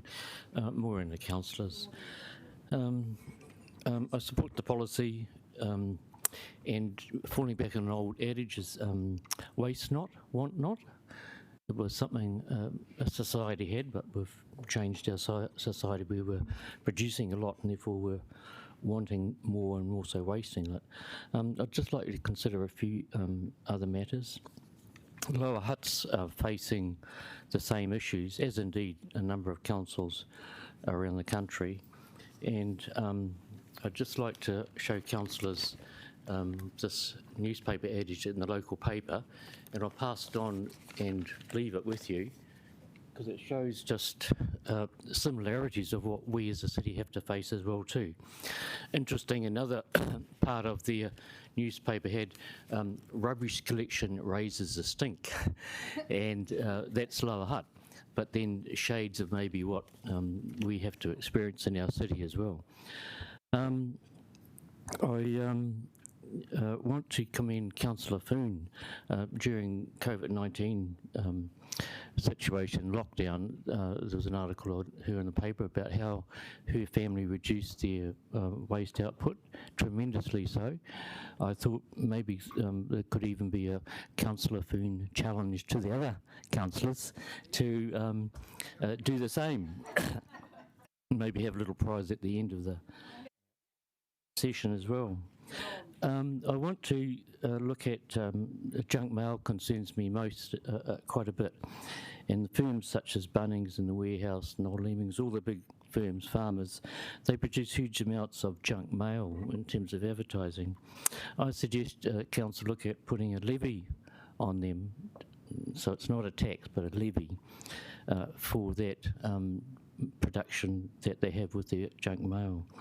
In Newtown for about 5 years I worked with, helped a couple of people with disabilities, and we had 7 paper runs, and that was 1,000 households, and in the case of 1,000 households, so that was delivering Wellingtonian Cook Strait News, but the bigger part of it was junk mail, and they were paid by volume, and we were getting through a tonne of material a month. That's a tonne, that's 12 tonne a year, and we worked out that for us having 7 runs there must have been about 120 runs across the city, and that was PMP, which is just one distributor.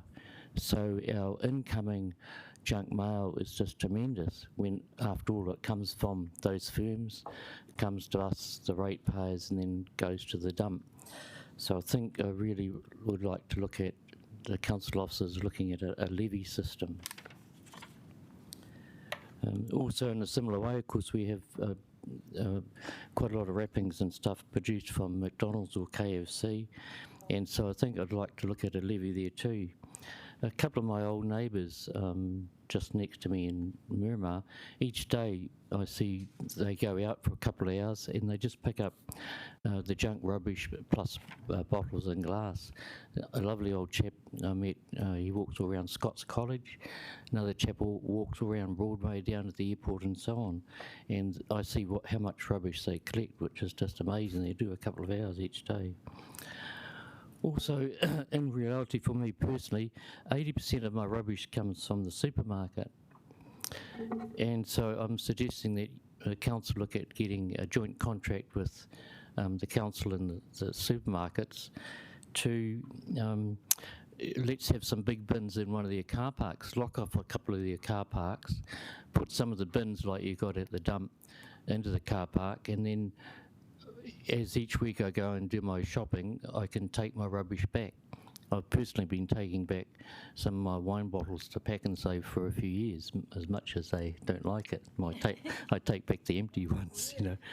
So I'm suggesting earlier on, has been mentioned by other people, that we've got to get responsibility for collection done at the place where it's established. Maybe make if you had rubbish bins in a car park at supermarket, is make that a collection hub. So that's the point I'll make with that. I'm interested to see the discussion so far about high-rises, and I've lived in a couple of high-rises, both in a body corporate situation, a group of flats, and also I lived at Newtown Park Flats before the upgrade. With 100 other people there, so it's all the complexities of waste being disposed of, which is quite problematic. I was interested to see some time ago, and I saw a program on TV where it was either Taiwan or South Korea, of where in an apartment building, people took their waste down to the collection point, and it had a little computer electronic gadget on the rubbish bin, and you weighed your rubbish, and then you put that in there, and you got a credit which went towards your rent, and it was quite a substantial incentive. So I think clearly some things can be done. You've come to the end of your time. Thank you. I've been in Australia a few times, Melbourne and Sydney, and they're certainly a lot further advanced than us on rubbish collection. And I think therein lies that we as a city have to make a giant step forward with it. So good luck with the introduction of this. Thank you. Thank you very much, Bernard. Thank you for coming in and sharing with us. Kia ora. I'd like to welcome Yu Ho. Thank you for coming in, Yu. So you have 5 minutes, and it does go quite fast. And unfortunately, our timer is not working, so I will end up having to interrupt you, which is a bit tricky, possibly. Thank you.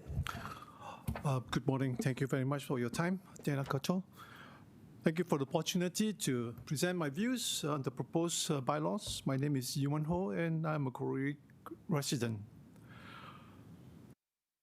I have concerns about the proposed bylaw as they relate to 1, multi-unit developments, 2, outdoor activities and marches, 3, letterboxes, 4, a new set of controls. 1, I object to the separate rules for waste and recycle at multi-unit developments to require owners to provide waste and recycling facilities and collection services. This is unfair and penalizes such owners. All properties in Wellington, regardless of whether single-unit residents or multi-unit developments, are subject to rate paying to the council. These rates are funding the city's activities, which includes waste and recycling. As all owners of such developments bear the same rates, such properties should not have the added burden of organizing waste for the convenience of city subcontractors. The city is not out of pocket. The fact is the collection of waste for multi-unit development is more cost and revenue effective per household due to the concentration of households. In fact, as a city, we should be promoting more concentration of households. Collection need not make multiple trips, as in certain suburban single residential dwellings as Korori or Brooklyn, up and down the hill. They only have to go to one point. It costs much less to collect rubbish, if collecting rubbish is your business. Council collect 10 times more rates per 10-unit multi-unit developments than one-stop units. 2, I object to the events waste management regulation for outdoor gatherings and activities. This inhibits and infringes on our freedoms and democratic rights to gather, organize, and free expression. The regulation requirement for prior event approval or reparations is an attack and restriction on our freedoms. City rates are funded to provide community welfare. This must include a healthy community tolerance of outside street activities when it's called for. Activities such as marches and protests, which could be quickly organized and impromptu. Street and park cleaning is a responsibility of every city for their citizens. there will be occasions when the community require the city to step out and support various community groups and interest groups whose occasional activities may generate waste and rubbish that they kick up. The City Waste Management Department should not be given a mandate to pre-approve, license, charge reparations for any event outside events. It cannot be authorized by law to withhold an event just because there is more resulting dirt than usual. The tail must not wag the dog. The city handles the same amount of waste. The absolute amount of waste in the city on any particular day had not changed. The amount of waste of a family having a picnic of KFC along Oriental Parade is the same as if the same family had Kentucky Fried Chicken at a festival at Cuba Corner. The waste generated has just moved to a different location, but it is no different. There is no more waste. There is no justification to say that waste services are stressed. Simple, strategic placing of larger bins for public events for the convenience of the community would have sufficed. Just coming to the end of your time. I have one more point to make. Okay, you did. Hardly a reason for regulation and more paperwork. I object to the, this is more important actually for me. I object to the proposed bylaw relating to the use of my letterbox. It could be a nuisance at times, but contents in my letterbox are none of your business. Letterbox contents are not waste. It will not become waste until I decide to throw it into the bin. They are not yellow, red, or brown bins, or green bins. The council do not collect from my letterbox. Okay, we will have to finish up there because it's been 5 minutes. But thank you very much, you, for coming in, and we appreciate you taking the time to come and share with us today. Okay, thank you very much for your time. Thank you. Okay, now we're switching over to Zoom, and we have Steve Cosgrove joining us on Zoom. Welcome, Steve. Kia ora. So you know that you've got 5 minutes, yeah, there'll be time for questions within that 5 minutes if you have time for that. Oh, thank you. Yes, thank you for the opportunity to speak here. It has been a wonderful morning. Thank you for hosting it. So many beautifully impassioned people. Thanks to Rona, who showed our Newtown position really well, to several people who mentioned the festival, our festival, to Richard. I don't get out to Polyroom as much as I used to, but Poly Palace is a model for all. To Elaine, thank you, if you're still there. It's really good to have you looking after our footpaths again, as you do so regularly. I want to produce a spoon, a nice spoon. I was heading off, we had a large family event a while back, and I was walking down there and I got a phone call. Could you please pick up some spoons from the supermarket on the way? We don't have any spoons for dishing up coffee. Go to the supermarket. Yes, some spoons, very cheap. 50 plastic spoons for $5 or whatever. Probably less. But where will they end up? Rubbish. Probably for landfill. 6 of these cost about the same, and I've still got them. And as you can see, it's quite a nice spoon. It's long, good for eating yogurt with. So I think that comes to the heart of this discussion we're having today, that there are solutions. It's all about looking, and council needs to provide people with motivation and an understanding of why they should look. Look, we've done this wonderful job. We have Tahiti the size of a small truck stay close to us. We've got so many great things that we've done in Wellington, and we need to continue the momentum. Stephen Arnold earlier talked about education opportunities. There's an education opportunity earlier when an answer to one of the speakers was misinterpreted as suggesting sustainable containers are not compatible with having beer and food at the events. The two can go together where there's an understanding and a will to do it. If those who consider it will not work just continue along their merry way, then it won't work. And those of us who practice progressive sustainability do eat and drink as well. Quite keen on beer, but not from disposable containers. I want to highlight what this is really all about. So, I can't show you my picture. Never mind, I had a picture, a lovely picture of my granddaughter going down the new slide in Clara Park. A lovely park, exactly where we needed it at the time we needed it. Thank you, City Council. And it is her generation who are going to see the benefits when you make this bylaw more progressive than what it currently sits at. At the moment, it is getting there, but like so many other things, I've had numerous discussions with Sarah about the extent to which we keep electing more and more cycle-friendly councillors and seem to have difficult. We are getting some solutions now, which is great. But it seems to take longer than it needs to, longer than other cities do. The spatial plan, same conversation has come up a few weeks ago. The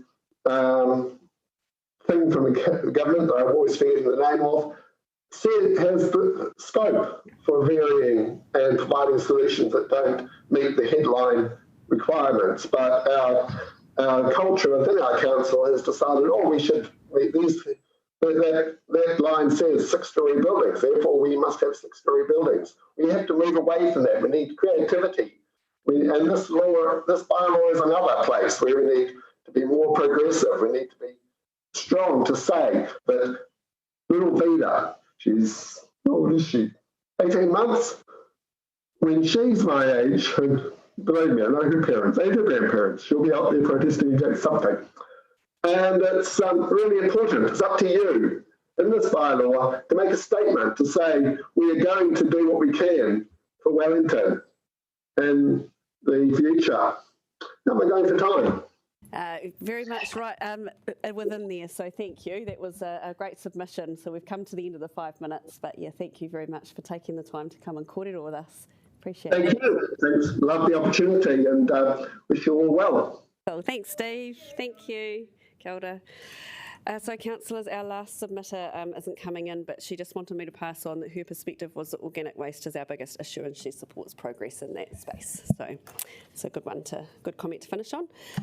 So we're just going to go and we're now going to do the formal part, which is just to move and accept the paper, the submissions.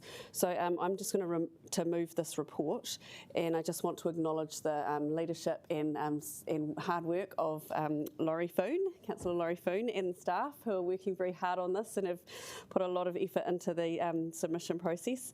And I just want to acknowledge and thank Councillor Foon for bringing in some greenery today. It's really lovely having that at the table to get around. Well, thank you for bringing that in. It certainly makes the table look nice. Sounds good. And I'd like to thank Democracy Services for the smooth running of these submissions today. It's been very easy to go through that process. So thank you very much for all the work you've done in the background. And I'd really like to thank the submitters for coming in today. Taking the time to come and share your experiences and your expertise with us is very much appreciated. So thank you very much. That's right. I'm sure people can go back and see that acknowledgement if they need to, but thank you. We always appreciate people taking the time to come and share their knowledge with us. So, Councillor Foon, would you like to second this? Yes. So, Councillor Foon can second it, and we will now put it to the vote.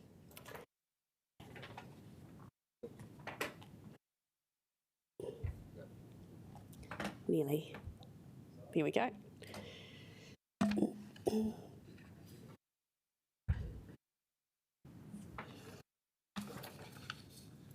Is Councillor O'Neill still there?